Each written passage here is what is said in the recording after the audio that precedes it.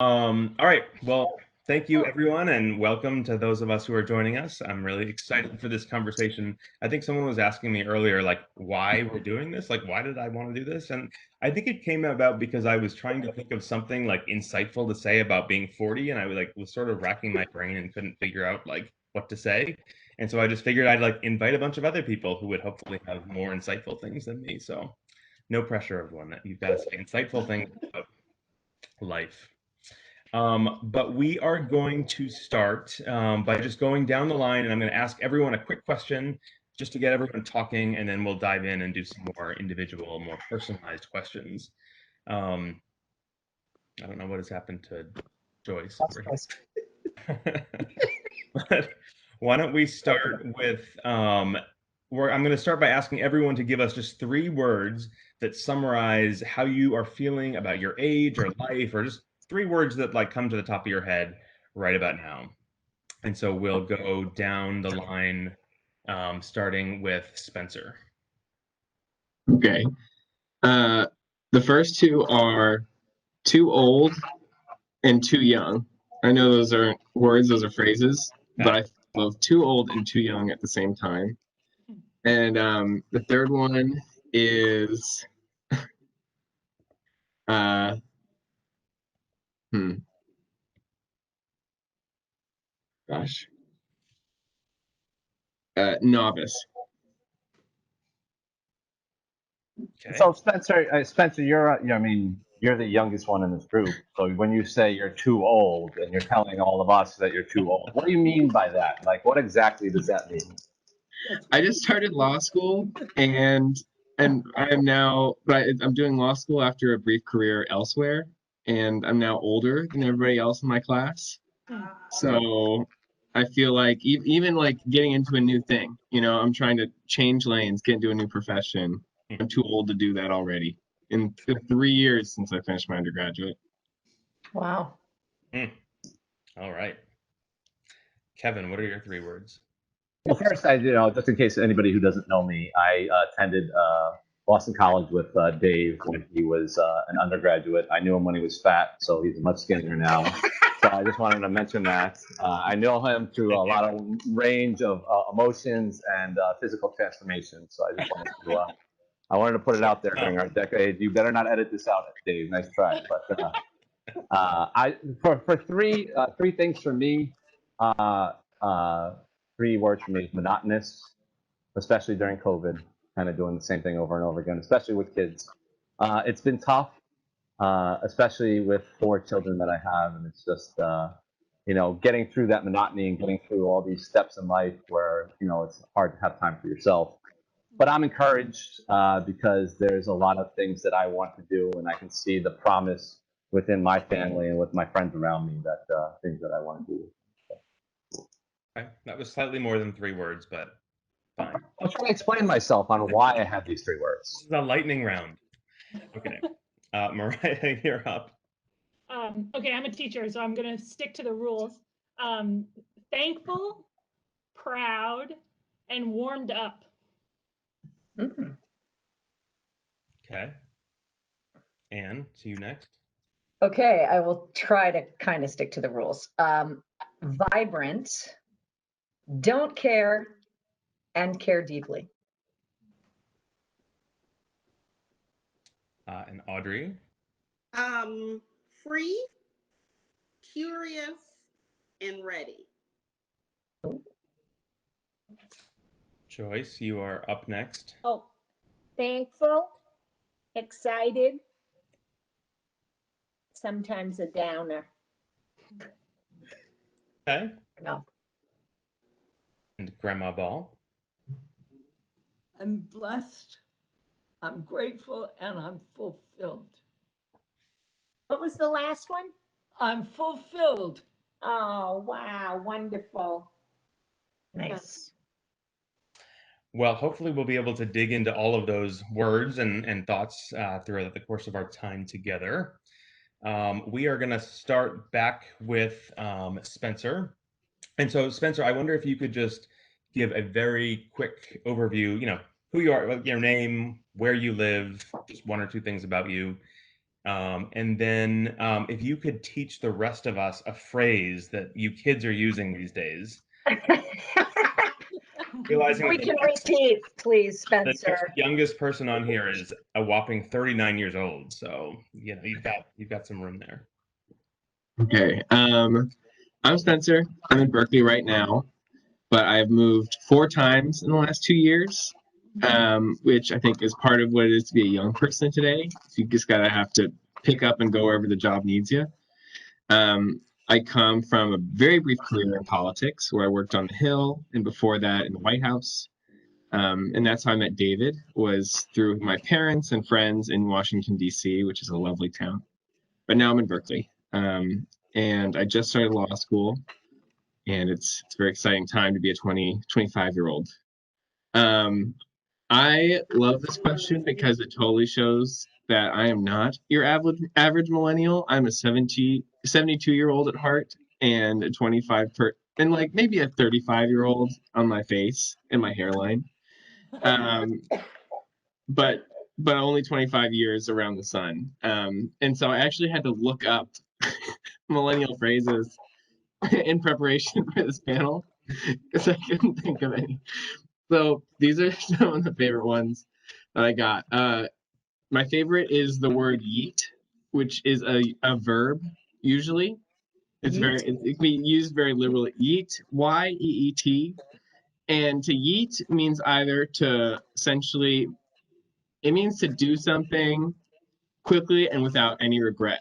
So if someone were to offer me a shot of tequila and I didn't even say yes, I just took it and drank it, that would be a yeet. Or I yeeted that tequila shot. Oh, Oh, Yes. fascinating. It's That usually sounds something. dirty. Usually it'll be one back and then yeet, and then that's how you might use it colloquially. Wow. I also like the word snatched, which means, if your friend has a flirtation with someone else, but you then snatch them and you get to that person first, that's a snatch. Okay, those are two, but I have articles now. So if any of you are curious, I'll send you the links. I'm pretty curious. Well, I'll challenge people to incorporate some of those things into our conversation today. Yes, that's fantastic.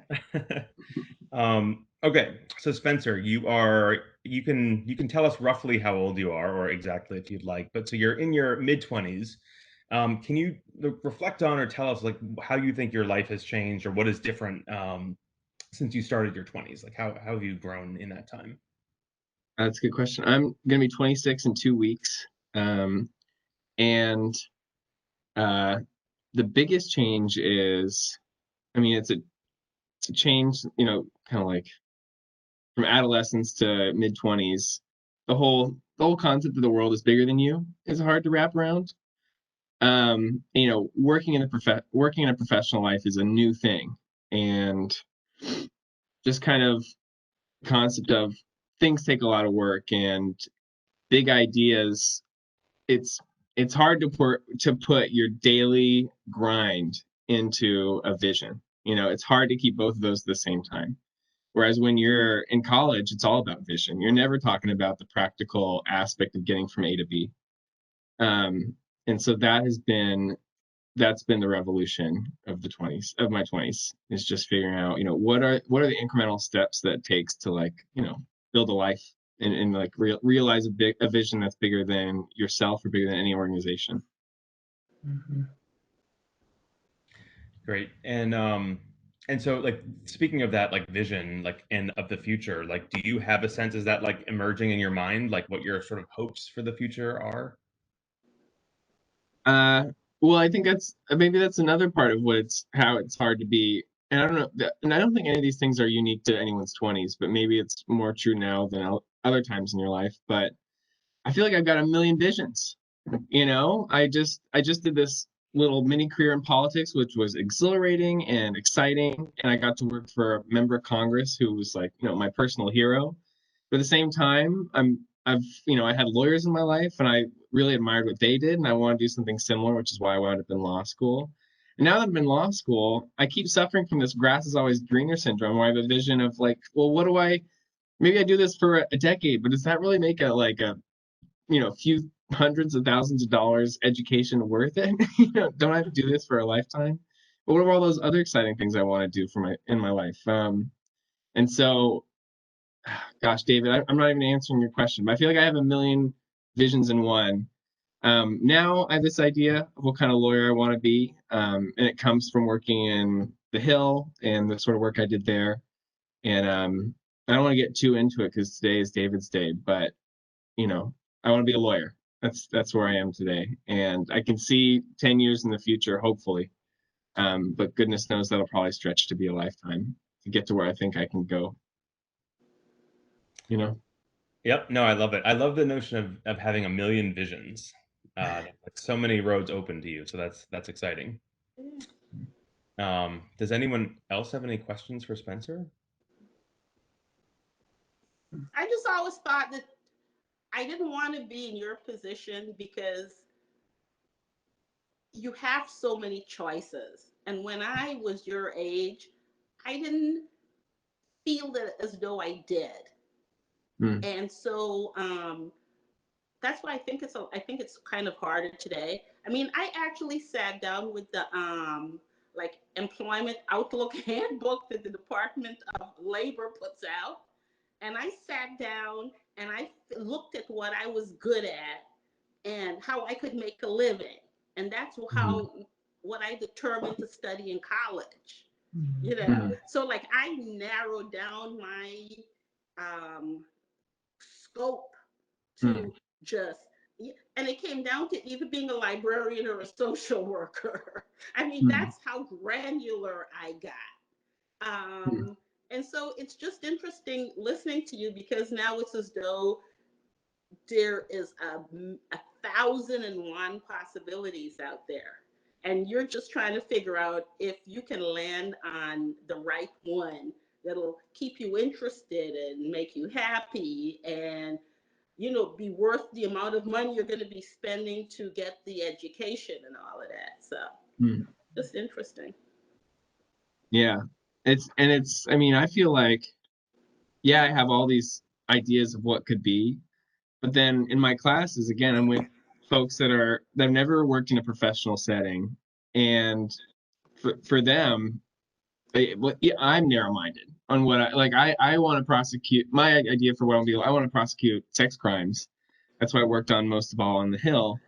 But all these folks tell me, it's like, oh, gosh, are you really gonna limit yourself in that way? But in my head, I'm like, that's still thousands and thousands of different roads. My gosh, and so, and I would just be utterly overwhelmed if I was one of the people that just knew I wanted to be a lawyer and didn't know any kind of idea about what kind of lawyer I want to be. Now that is truly terrifying. And I can't empathize with those folks. I don't know how they could, take on the debt with all that without some kind of even just circumspect path in their mind of what it could be, So Spencer, I'm going to ask a question because I'm trained as a psychologist and I do a lot of assessments to help organizations select their talent, and including I've helped law firms figure out like what path or help them when after 2 years in, they're like, oh my gosh, I really don't want to be doing this job, like how to retrain people. So I'm curious, like, how much do you think, and I don't mean for you to be spokesperson for your generation, but like, I think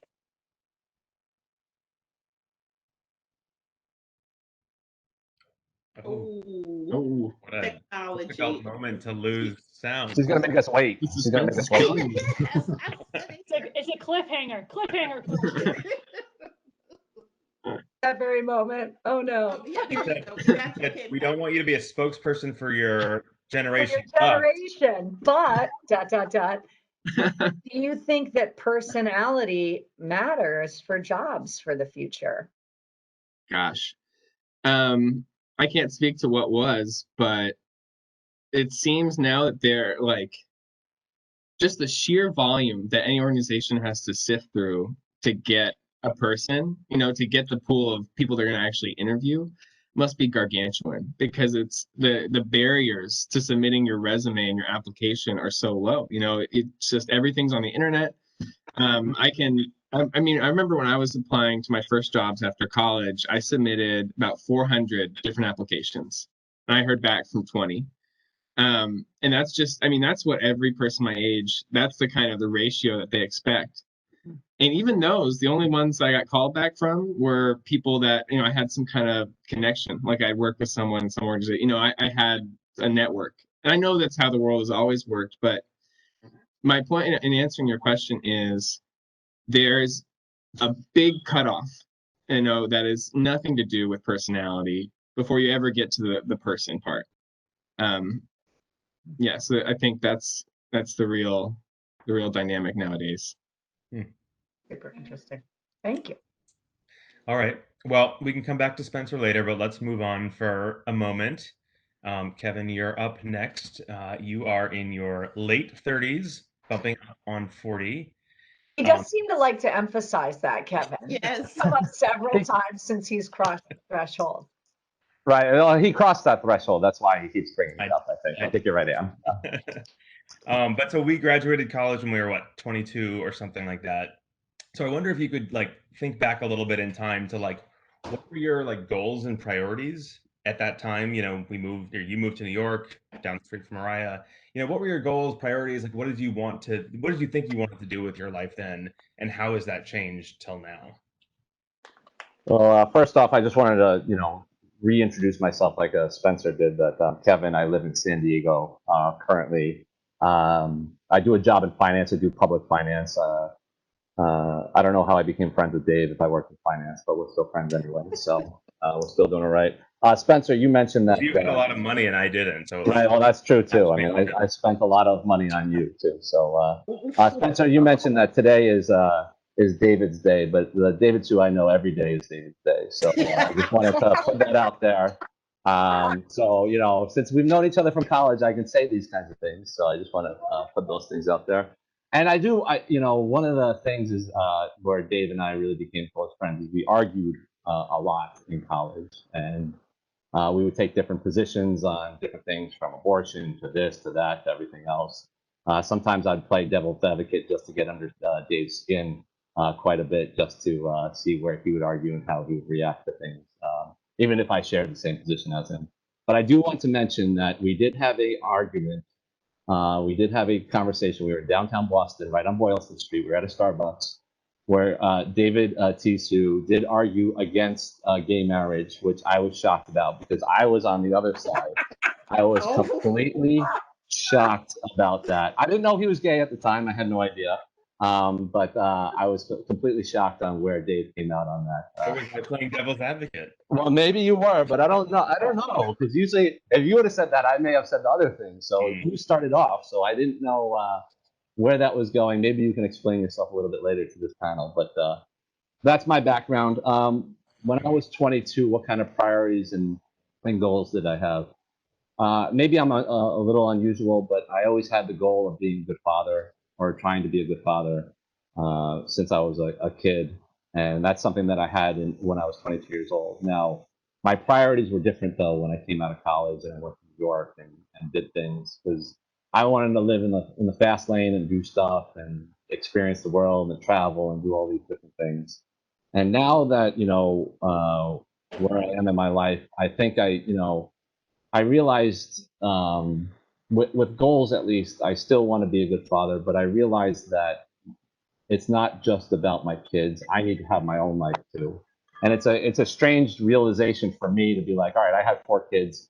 I'm dedicating myself to them and stuff like that. But that's something that has changed in my goal, is that, you know, I can be a good father and also have my own life and do the things that I want to do. And that's something that I'm kind of transitioning into, or at least trying to, when it comes to doing stuff like that. So that's some ways that my goals have changed since I've been here. I thought that I've arrived, and again, I can always be a better father and do more things. But you know, I thought I've arrived, and I thought I had this goal, and it kind of completely changed up on me. Whereas now I want something for myself too. So I've been doing different things to try to do that. Whether it's, you know, playing tennis. I play tennis 3 times a week since COVID started.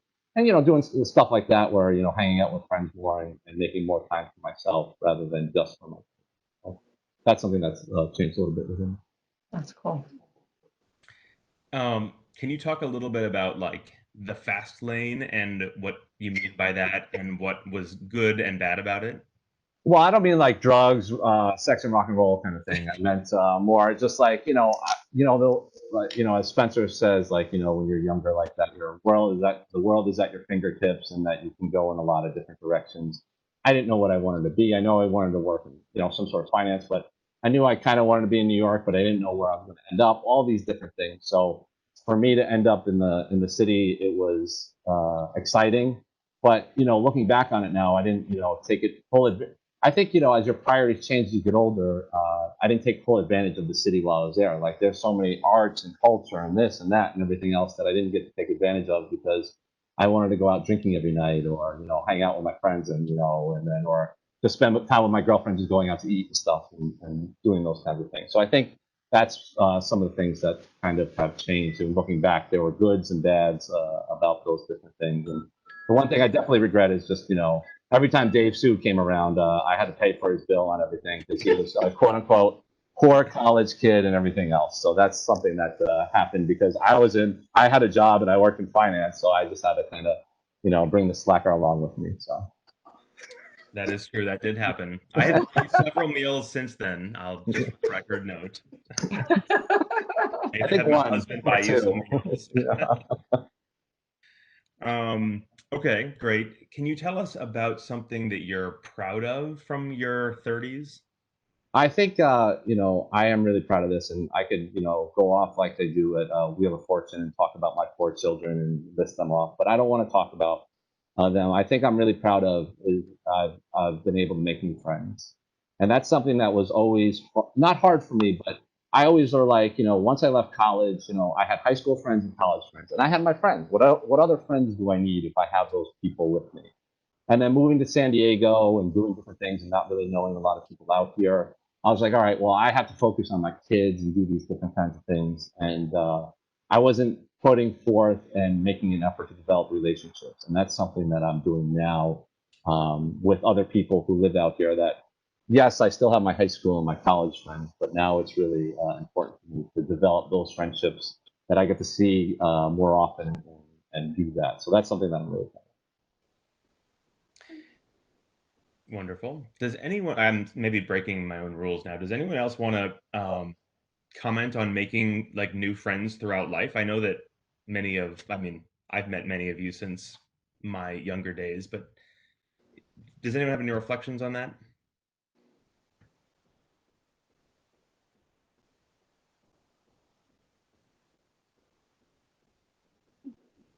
Oh, okay. No. There's some discussion going on here. Joyce, tell us about Oh, some friends sorry, you've I made. was- What? Joyce, tell us about a friend that you've made in the last 20 years. You. Yeah, well, I was gonna say you You know and- lots of people. You're always meeting new people. I am. There aren't any strangers when I'm around. I love people. I love to get to know them. Kevin, I remember you, Kevin, at the wedding. We had a great time. Great time. You're a lot of fun. A lot of fun. And it's good to see you again. You too. Yes, I love just meeting new people. I can't keep in touch with everyone. I'd like to, but I can't. And, uh, it's nice to keep in touch. And especially your old friends. You still, I'm 77, so I still have a lot of my old friends. And, a lot of them are gone now. But those I think are your best friends. They're like part of your family and part of you growing up. And it was serendipitous when I met you and JC in my store. I mean, it was so great. And JC and I had a lot in common because we both flew for the airlines. And And nothing has changed with the airlines. They still run it the same way that when I flew 55 years ago.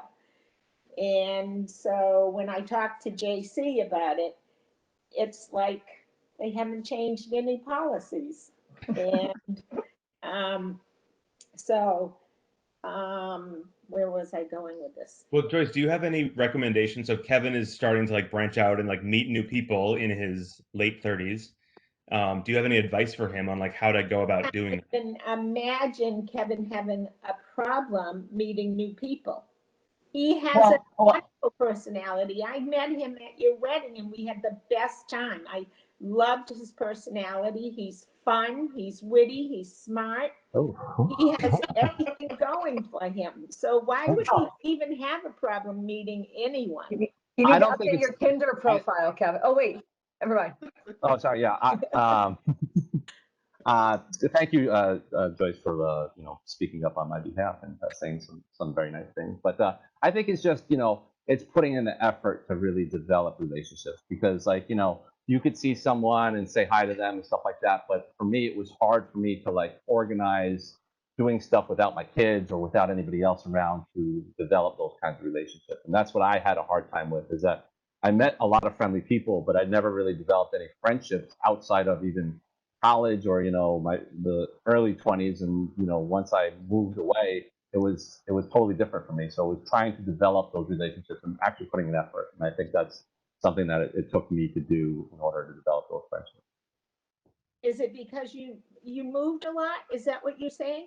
Well, I just moved to somewhere that I didn't really know anybody, and I had lots of kids. So once I had lots of kids, I was more focused on them, but not really focused on myself. I'm surprised because you have a great personality. Thank you. I appreciate it.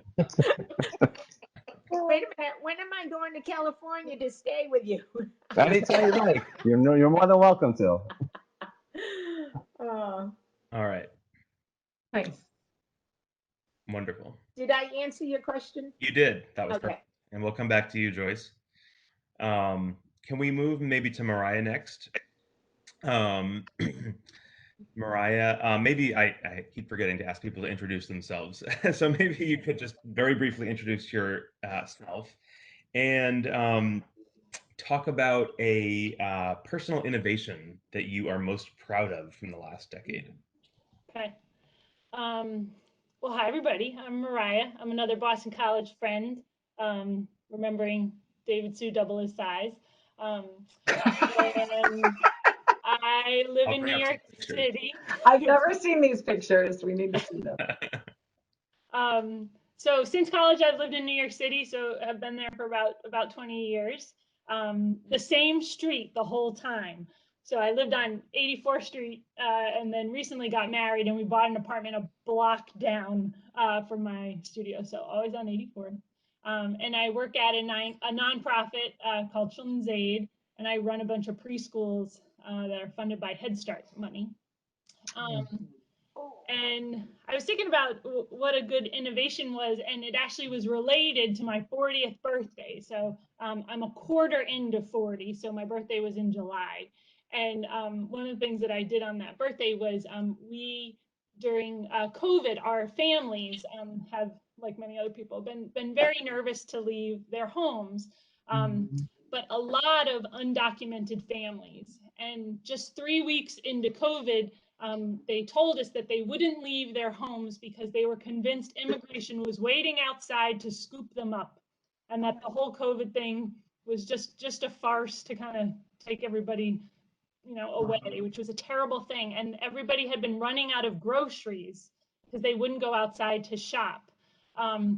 So the spin on the innovation idea was just to listen to what people are asking them for, or what people need, or their story that they're telling. And I don't think I would have done that in my 20s. So by listening to what people were saying, we were able to get a bunch of groceries and a delivery van. And I was one of the only people that had a driver's license, because no one in New York City has a driver's license. So I still don't have a driver's license. Thank you, Audrey, point proven.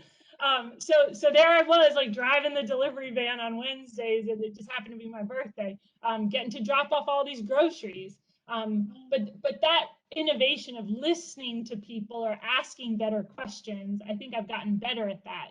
And then you do much better work in life and much better job in your relationships by just listening to other people. So that's what I want to say. Interesting. Yeah. Need to like reflect back on when I do a good job of listening and when not.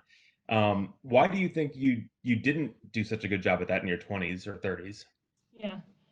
I think, I think when you're like setting out, you have this idea, and plus you're younger and you're trying to lead people that are older than you or your, age equivalent, and you're just trying to be like strong and stern and have a clear direction. And I think there is a misconception that by pausing and listening and getting people's input that might be weakness or might, reflect badly on your own leadership skills, when in fact, I think that's the secret. I think if we all just listened a little bit more, I think the world would be a better place. So I do just think it's like an evolution of building your own confidence as a leader and really just learning how to incorporate others' ideas into like more of a universal vision. Great. And so, yeah, you mentioned you are only 1/4 of a year into your 40s, so you still have lots to go. Do you have like thoughts, hopes, and dreams for the rest of your decade? Yes. I think for my 40s, I want to be open to whatever comes. I think that's like a skill as opposed to having like the laundry list of things you want to check. Just kind of keeping an open eye out to see what presents itself. The other thing is Kevin talked about being a good dad. I would like to become a good wife. I'm still very new at it. But having lived alone for a very long time and not had to really check in with others about family decisions, I'm still very much learning how to do that. So I'm looking forward to being a good wife in my 40s. Does anyone on the phone have a suggestion on how one could be a good wife? Take it away, Anne. Just say, Yeah. Said from a woman who's moved, 9,000 miles away from her spouse. I love the saying, yes, dear. Well, I'll just say I think it's the same, irrespective of what side of the equation you're on, really, which is so much of appreciating the gifts that the other person has. And not, I learned long ago that, you should always be with somebody for who they are, not for some future person that you want them to be, which I'm sure is the case. And the sooner we can stop trying to make them into something that we think they should be, the better off we all will be. And just appreciating those gifts. So I remember years ago reading a book. We read a book together called 7 Things That Happy People Do. And the first part of it is they list the 7 things that unhappy people do. And they're exactly the same things and sayings as the happy people, but it's the framing. Right. So there's so much about how you frame things and really appreciate what that person brings. And, just being able to laugh at yourselves, like just not taking it too seriously. David might know what I'm talking about there. You better just not take the person too seriously. That is true. I don't think any of you take my husband very seriously. I was thinking of JC while she was saying that. Yeah. Anything else anyone wants to add? I just want to note that as a millennial, I never listen to anybody. Just to add some credence. Well, you were listening at least enough to know that that's what we were talking about. That's good. Great point. Okay, Anne, do you want to give a quick introduction of yourself, and then I can ask you a question or two? Sure. So I am Anne Bowers Evangelista. I am delighted to call myself an alumnus of Q Street Northeast, across the street from David and JC, and fortunately next door to Audrey for 4 blissful years. And the fact that I still get to be part of that posse makes me quite happy. I am a psychologist by background, but I do all leadership consulting, Mariah. So you're talking my language here. So I have my own business. I am also a military spouse, and my husband we left DC in 2017, moved to Italy for 2 years, and then we moved to Japan in July. And I have since returned because it was not a very conducive place for me for any sort of career. And my spouse was the one who was like, you should go back because it's going to make you really happy and that'll make us both happy. So, which is really great. And he was right. So I am now sitting in Silver Spring across from the Metro. And yeah, I'm delighted to be able to be part of this little panel. I feel so fortunate that I'm here because otherwise this would be like 4 a.m. for me and in Japan. And I would have been like, thanks, but no, not doing it. So yeah, that's a little about me. Okay. So the question that I wanted to ask you about was like how you have come to know yourself better over like the decades and how you've come to know yourself differently than say when you were like in your 20s. And is there like a particular like action or decision that you've done recently that you might not have done back then? Yeah, this is a great question. And I'm going to share something that I think will surprise anybody who knows me. But in my 20s, I was quite a religious right, conservative, Republican person, including lots of things that are kind of appropriated into that community, and was really like pretty quick to label people into kind of liberal categories and amoral and lots of labels. And you know, what's interesting is the foundational elements of what created that for me are still in existence today, but their manifestation has completely transformed, right, in terms of what that means.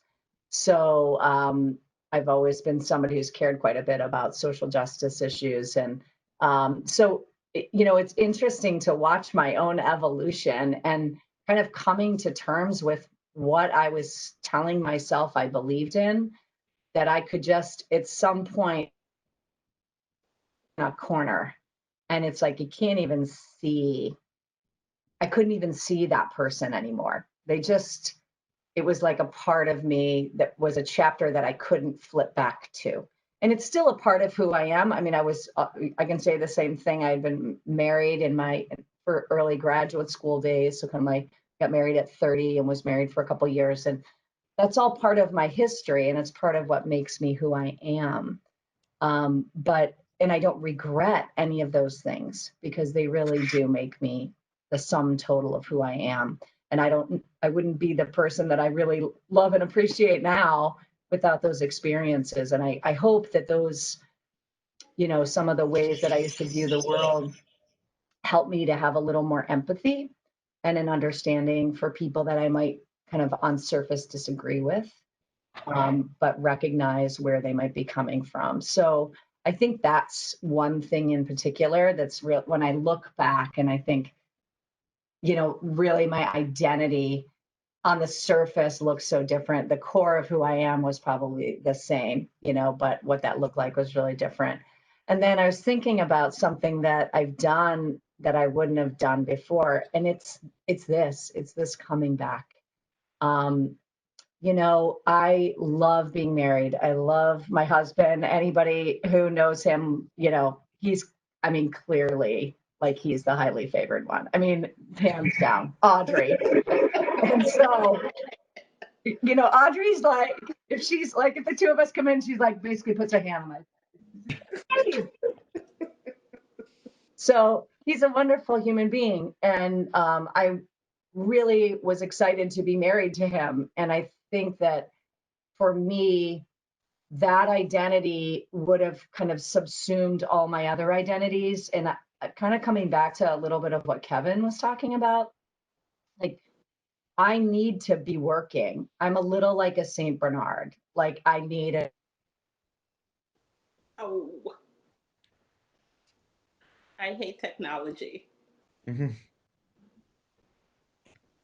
It never fails. As soon as she's getting really good, we lose her. Wait one more second.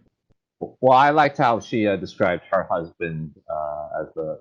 So it sounds like he is the JC of the group right there, right? Is that how it works? Right. Yeah.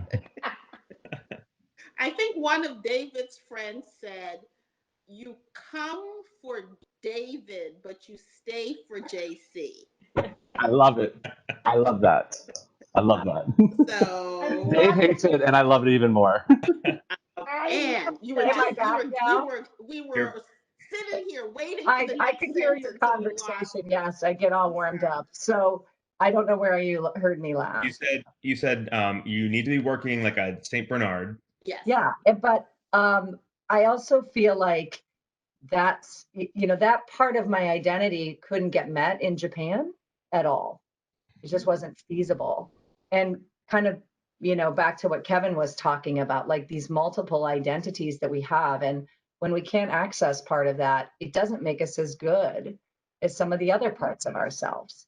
And so I didn't feel like I could be kind of the whole person I wanted to be without that. And my husband, recognizing that, was the one who said, you know, you should go back. And I don't think I would have done that in my 30s or my 40s. I think I would have been like, no, we're married and we're still married and we're still happy and it's hard, but it isn't what defines us as being a happily married couple, is being in the same space. So recognizing that we have those multiple identities, Kevin, like I think a lot of what you're experiencing is what a lot of women who've stayed home feels like. I need to have my own thing, right, outside of just being a parent, and in this case, being outside of just being a wife who has a job. Yeah. There's probably also some element of that of like, and what will people think? And I think you even mentioned that Oh. like, when you were leaving, people already were. And in the military context, that's even worse. Yeah.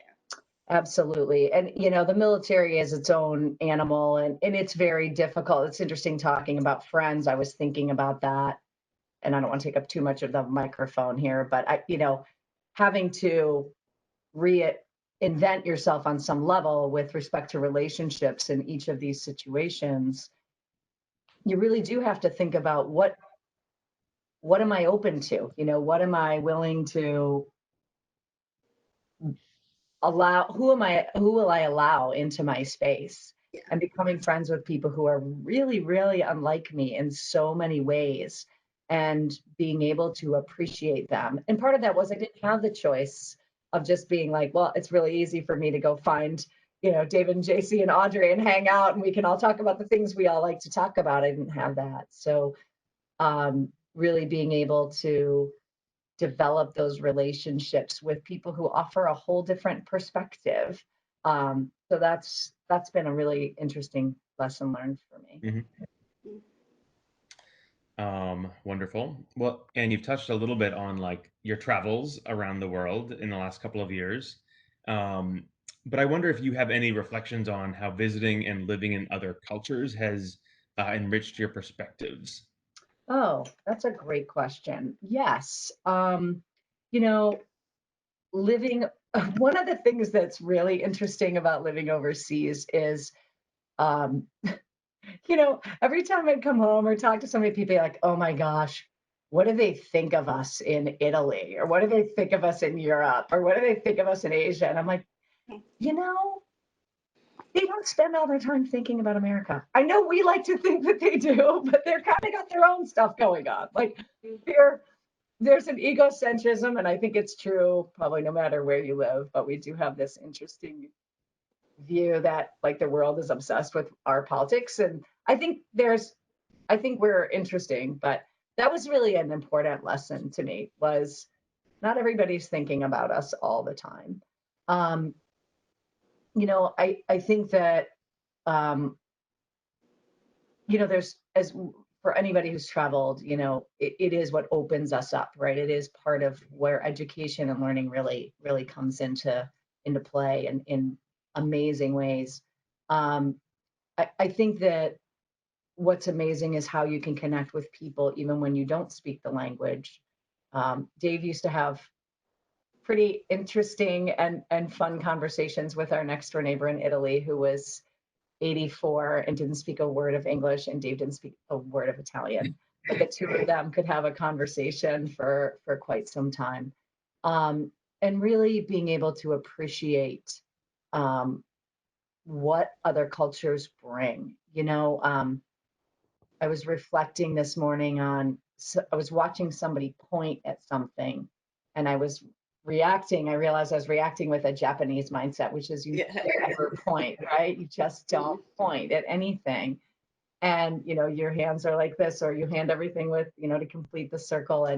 And you realize it's a lovely way of creating some humility about who you are. And those kinds of lessons that I think can really help recognize that just because we've been raised in one culture and the way we think about things is not it's not universal. It doesn't have to be the way it is, and there's lots of great ways of understanding the world that you can take from other cultures and benefit from. So yeah, I think that's my biggest thing. I always said I lived in Korea for 2 years, and for 2 years, all I did was learn to be polite. Exactly right. Yeah. Yep. That's it. Yep. Well, Audrey, we're going to turn to you.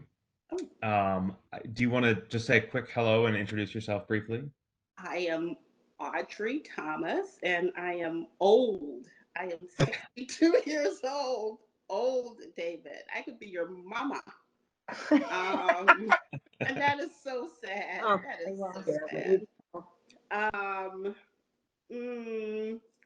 What can I say about myself? I lived in Europe for 9 years, and then I came to Washington, D.C., which was an interesting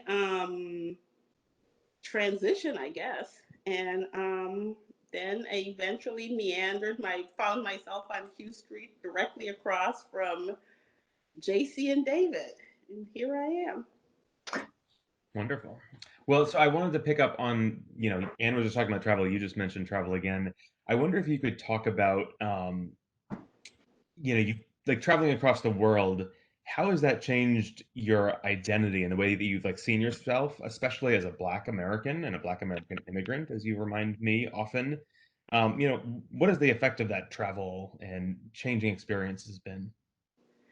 Gosh, I always said that living in Germany, I was like an honorary white person for 9 years, because the Germans they're interested in me coming from New York. That was a big deal. And the fact that I was Black was maybe number 3 or 4 on the list. And I think part of it had to do with the fact that they were too busy subjugating their own immigrants. And so I was okay, because being an American, I wasn't in the country for their welfare system, and they knew I wasn't going to stay because I was working for the military. So because of that, I didn't carry baggage, I it, we could communicate with each other, and so it was pleasant. Um, but I got a feeling, and from what I have been told by immigrants to Germany, it wasn't that pleasant for them. So I realized that my experience was different. Um, I have lived in this country for the majority of my adult life, and it's only I don't identify myself as being a Black American. Um, and I don't know if I'm worthy of that, because I think that is huge. Huge in the sense that just watching what Black Americans have lived through, it is amazing to me that they still love this country. And I have great respect for that. And so I just feel as though there are times when I can stand back as an immigrant and watch this stuff unfolding and think, this is amazing. You know, like Black Americans going off to fight in Korea or Vietnam, and then they come back here and they can't get buried in a cemetery because of the color Burlington. of their skin. I mean, things like that is just amazing. And Black Americans, they just never gave up on this country. And again, I find that just amazing. And so for me to say like I'm part of that, I just feel as though I'm a usurper at times because that's just too big, you know? I mean, and I have made sure that my Black American friends understand that I have gotten as far as I have because of the sacrifices that their ancestors, um, gave. And so, and that's, again, that is really big to me. And so, as I said, I feel as though like a lot of times I'm like on the outside looking in. And I'm grateful. This country has, you know, I used to be a big flag waving American. I'm not anymore. um, no, I'm not anymore. And I think this past like year has just wiped me out. I'm done. I am done. Um, and I just feel really, really sad. And I wish that I could go back to the old days when I could watch old, movies and root for John Wayne because, truth, justice, and the American way, because I know it's a lie. And I wish I didn't know that. So I don't know if I answer your question, but that's No, where yeah, I am. that's good. Yeah, it is interesting just how we reflect on these things as we get older. I wonder if we could turn to another subject that we've sort of talked about in various times throughout the day so far, but about kindness and how you have seen kindness, like, and how you think about that and how that's evolved over um, your life. And if you maybe start by talking about like the kindest thing that anyone has ever done for you. Oh gosh. You know, so after that long monologue about this country and all of that good stuff, um, the kindnesses. I mean,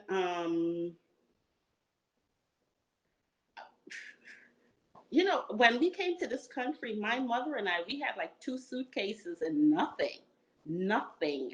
Um, and it was the kindness and generosity of a whole bunch of people along the way who, like when I was in high school, um, the guidance counselor, she called me. It was really, I never forget this. Mrs. Bergman was in it. She called me and she said, sat me down and she said, you're handicapped.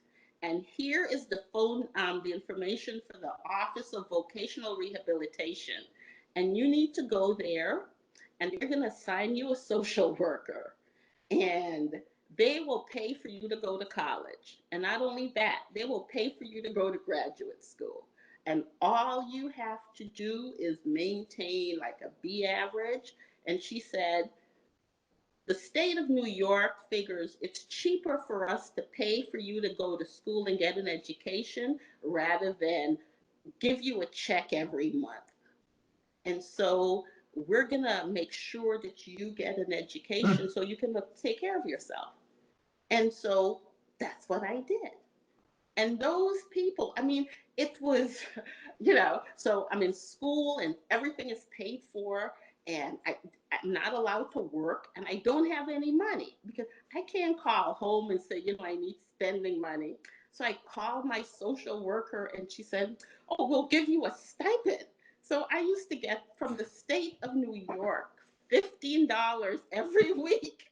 I used to get a check $15 every Thursday for my spending money. Um, you know, and it was all of these people along the way. Like, if she didn't tell me I was handicapped, I wouldn't have known. I mean, you know, it was, she just decided that this is what she was going to do. And it was just people like that all along the way. I mean, so it just expresses itself in a lot of different ways. And I am always grateful. And, you know, there have been times like when I became an American citizen, my mother's friend, she worked like 16 hours. And then she came to go with us to immigration, and you have to sit there all day, you know. And so they have to vouch that I was going to be a good American citizen, you know. And so, like, I tried to, you know, send like thank you cards years later to people like that to say, you know, I see you. And even my social worker, you know, after I finished school and everything, I reached out to her and I said, thank you, because I appreciate what you did. So Yeah. anyway, there All we right. Thank you for sharing, Audrey. We'll come back to you in a bit. We're going to move on to Joyce. Joyce and I were chatting earlier, and it sounds like she spent the whole morning reliving her history.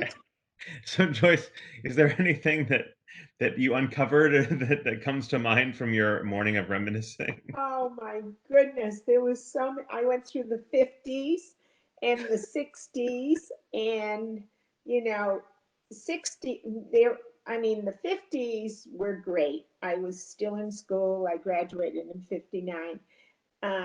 The 60s were fabulous. I loved the 60s. Of course, we had, you know, several things that went wrong with Jack Kennedy being shot. And then, you know, and then I joined the airlines. So that was a plus, had so much fun. But, you know, I did go through my life because those questions, I was answering every one of them on the second sheet instead of just the, so when I called David, I said, David, I just did my dissertation on my life. And you didn't have to answer all those questions. And I said, you got to be kidding me. And so anyway, he said, no, you just have to answer a few questions. The first one is about your age, you know, and I still wonder how I got here. And I'm still happy because, you know, I was always a real party girl. Not that I drank or I did any drugs or anything like that, but I loved to go to parties and I loved to dance and I loved people. So, you know, it was always, you know, and I did well in life. I always managed to get good jobs and, you know, experience everything and was appreciative. And like Audrey, I always had someone watching out for me and being kind to me when I was younger. When I first moved to Boston, and I always had someone there, you know. In fact, um, this man let me live in his apartment building while I was at school, and I could pay him when I graduated, after I graduated. So I lived there for 2 years and I did pay him back. And, you know, I mean, that was a gift from God, you know, that I could go to school because you know, I'm one of 7 children and my family didn't have anything. So we all had to fend for ourselves, and every one of us has done well, which is nice. And so I've had a lot of people who have been kind to me as well. And it kind of sets the path for your lifestyle because, you know, you didn't know what you were going to do and someone helped you and helped you make a good decision. So that was nice. What was your question? I forgot. Did I answer it? No, I was just asking you what you unearthed in your mind this morning. Oh my You think God, I'd have to 60s, the 70s, the 80s. The 70s is a blur for me because I had my daughter in 1969, and she was born handicapped. She was born with cerebral palsy and deafness. And they thought she was blind in one eye, but fortunately she wasn't. But so I had to really work with her, and she's wonderful today, wonderful. And there isn't anything that she can't do. So my 70s is a big blur because I lived on Cape Cod, and I used to take the bus to Boston 3 days a week and stay with my girlfriend on Chestnut Hill. And so I would take the bus and walk to Emerson College, and she went there 3 days a week for 2 years and did very well. So, you know, some of my decades were blurs, but I'm here. You are. Joyce, as I think everyone has come to see a little bit, you're not one to mince words. You're certainly very outspoken. Have you always been that way? How did you Yes, come? I have always been this way. My mother was like that. She was very outspoken. She had a gazillion friends. Everyone loved my mother. And the seven of us, we all have similar personalities. You know, we're interested in you as a person. You know, if there's anything we can do for you, or, you know, just being a good friend. And you are a good friend, David. And JC sometimes when I sometimes think you have to JC gets- feed him. And it's like, does he not like me? And I know he does, but yeah. So you two kind of gel because you're so different. But yeah. What was your question again? About being outspoken and Oh, yes. speaking your mind. I've always been outspoken, and I've never had a problem meeting anyone and having a chat with them and liking them, you know, and hoping to see them again. But you can't see everyone. And you know, I have Airbnb like JC and David, and I have a couple here now from Florida. They've been here for a week. So nice. I wish I did it years ago when you told me to do it. So I've been doing it now for, what is it, 2 years, David, or 3? Probably 3. And the nicest people, nicest people. And I really, really enjoy it. Well, I think it's a testament to you that you get a lot of either repeat people, or they send you things, or they send you gifts later. So Yeah, I've gotten a lot of gifts. And in fact, I've had to cut back on friendships because I can't just be friends with the world, although I'd like to be. You know, I have people, and you know, I don't know about anyone else, but you know, when you befriend someone and then they want to come and stay, and you're like, am I going to charge them? You know, really, how am I going to charge them? And so, you know, but they're so good because, well, one couple, for example, I said, oh, I can't take any money from you, Mary Beth. And she said, Joyce, here. And so they make me take it, you know, and there's probably 6 couples that I remain really good friends with. But it is hard when you have friends. I never charge my friends if they stay with me. But it is difficult when you make friends and they want to come and stay. Oh my God, how am I going to charge them? You know, so that's my experience, you know. Thank you, Joyce. So I am just mindful of the time. I don't want to keep us here all day, but maybe we can. Well, it was fun, David. Okay. Well, I mean, we can stay as long as you want. JC's got the kids downstairs. All you need is a cocktail and you can be up here all evening. Right. So if we could maybe turn to Grandma Ball, and I'll ask you to introduce yourself to the group? Yes. I appreciate Joyce's comments. We have, You what? I missed that. well, we have something in common because I flew also with an airline, but long before you did. I started What airline? TWA. Oh, I flew for Delta. Okay, when I started with TWA, it was Transcontinental and Western Air. Oh, and, yeah. and then it became Trans World Airlines. You But a nurse? I started in 1944, so Oh it's my gosh. long before you did. No, I know it, but were you a nurse? Because I know years ago they had to be nurses. No, I started in the first beginning without being nurses because it was wartime. And Oh, the army, the service needed the nurses. So they took college people. And Wow. I got my job as an airline hostess in 1944. What's this? Wow. And in those years, then I only flew. wow, you look wonderful. Thank you. I'm 97 now. Oh Oh my. my gosh. Yeah. You're So, kidding me. I'm You're kidding me. I thought you were about 80. Me too. I thought you were 80.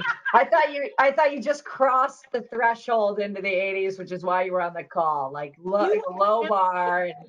You are 97? I've been so blessed, and that's the reason I'm here. That is unbelievable. Fabulous family, and I grew up in a good family, and then I had this great job with TWA, flew schedules, and then I became supervising work, and I was chief hostess in New York for uh, from 47 to 51. And in those years when you got married, you had to leave. Same.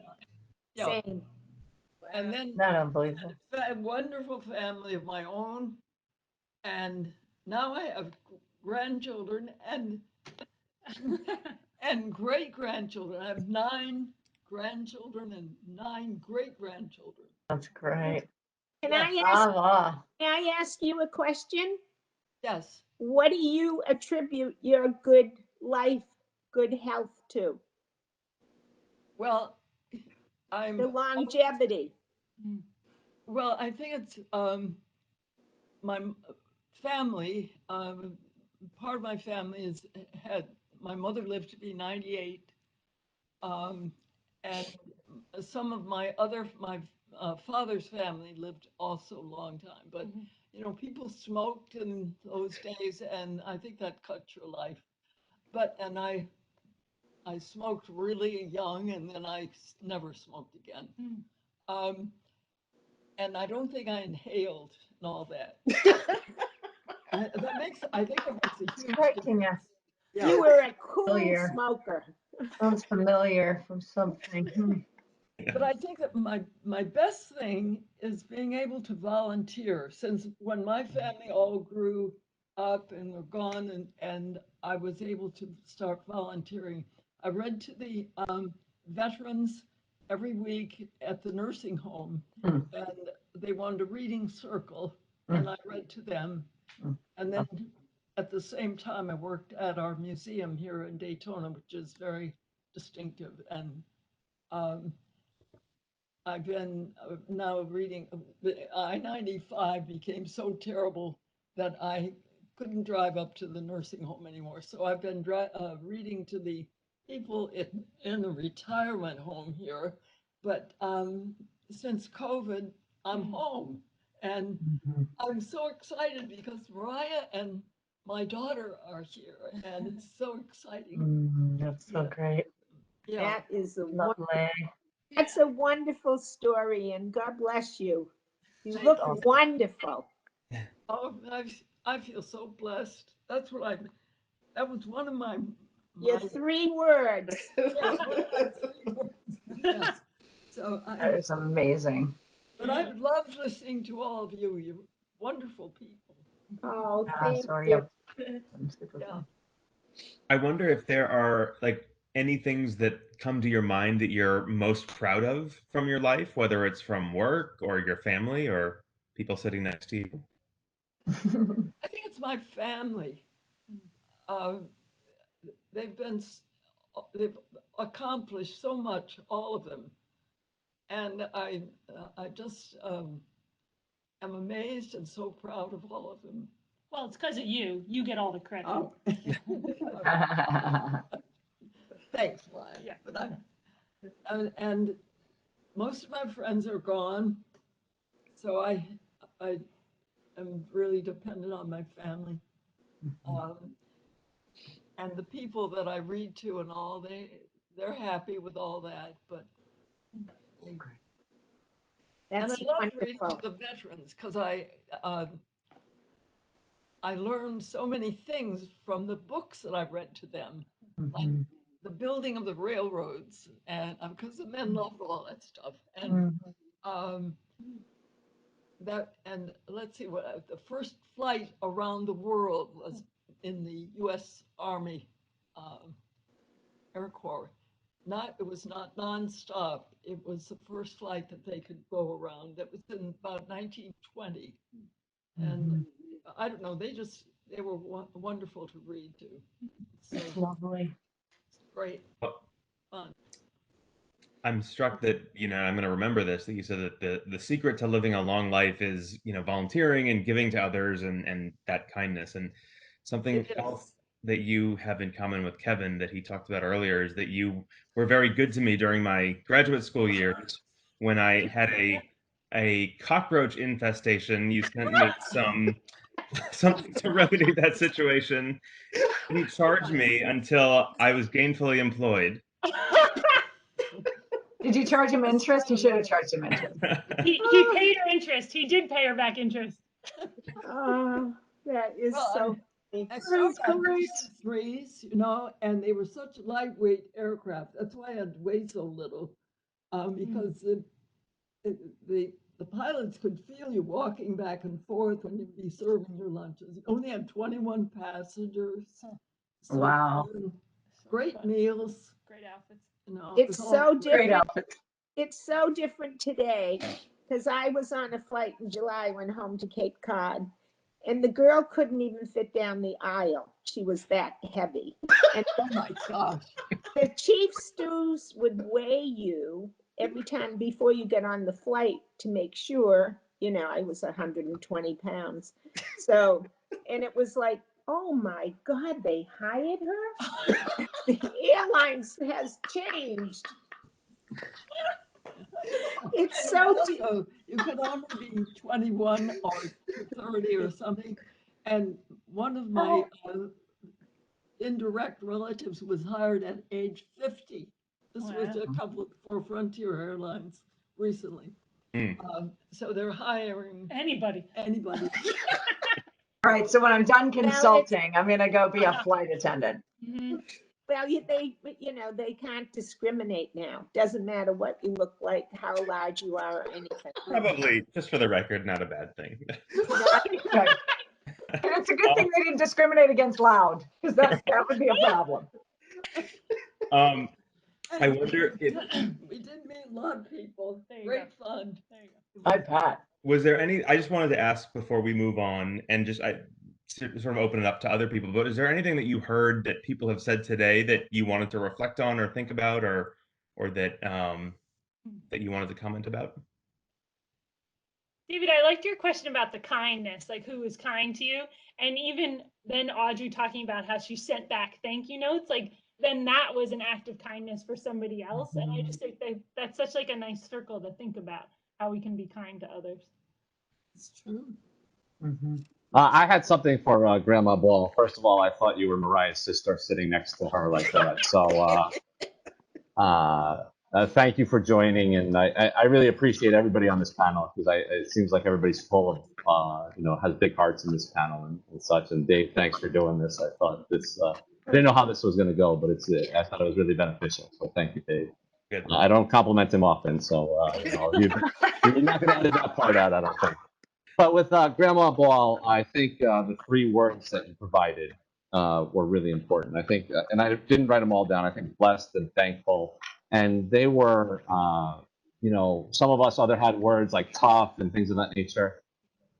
Do you have any advice for us younger people about how to get to that point where you feel more blessed and more thankful more quickly, to change our perception on the world, to feel that way? Because it sounds like you're very satisfied on where you are and what you've done in your life. How do we get there? Oh my goodness.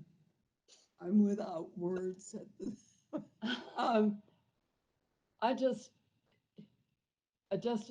You just have to be close to your family, your children, and watch them and who they're with and who they spend their time with, and help them in their decisions for their schoolwork and maybe their plans ahead. Not make their decisions, but help them. I don't, everything was just worked out so wonderfully, and I am blessed because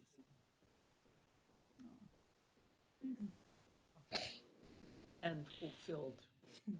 Well, we appreciate that, Grandma Ball. Thanks Yeah. for sharing with us. That was very Yeah. nice. Yeah. Okay, David, I'm going to give you credit. Each and every one of the people on the panel are the kind of people that I would like to get to know better. And just Thank you. Grandma Ball, you're my favorite. That's, And it's just been Joyce. Joyce, you're right in there too. Oh, So gosh. don't be slighted, Joyce. You're right there. I'm not excited because I loved her too. But this has just been a lot of fun, and like Kevin said, I didn't know how it was gonna go, but this is fun. well, Grandma Ball, I think, for your big 3-digit birthday, we all will come if we're invited. So Yeah. we're all showing up. Yay. Yes. David, we had a very nice relationship. We never saw each other, but it was fun in our correspondence. Yeah, we were good pen pals. I think I saved your last note to me.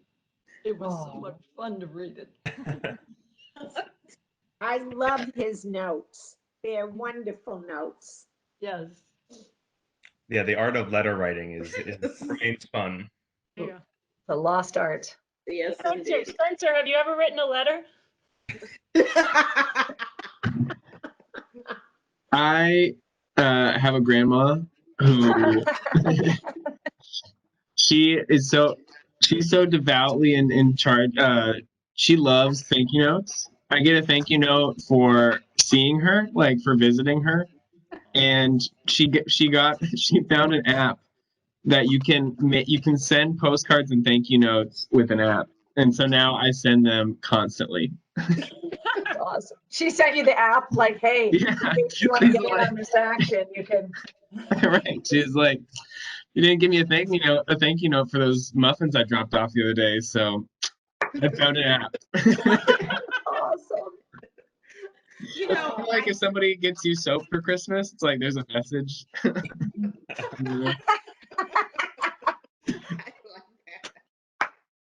Look, I still write checks every month, and I know that I'm a dinosaur, but I just like the whole process of sitting down with my checkbook and a pen and the envelopes and the whole 9 yards. And David keeps telling me that, it's antiquated, but I'm not giving it up. Audrey, I do the same thing and I love it. My husband and I send love letters through the mail. Ah, Yeah. that's nice. We actually keep, this is an interesting thing. I think for our wedding, I'm trying to remember if this was actually a wedding date or our first anniversary. I gave him a leather bound journal, but it was really a gift to both of us. and that we would just kind of write in it extemporaneously when we wanted to just say something to the other person, and we just kept it in the house. And so now it goes back and forth from Japan. And so that's we write nice. them. That's So nice. it's That's a nice. nice way to keep something just for the two of you. For those of you with kids, keeping something for the two of you. Speaking of kids, I think you and JC have done a great job parenting Oh my gosh, yeah. twins. Yeah. I just marvel at that. Just super. Yeah, you guys are great. Yeah. It's so fun to watch. They're so grow cute. up. It's mostly fun. Sometimes Oh, it's fun. I'm sorry. Let me be clear. It's fun for me. Right, You know. I love watching them.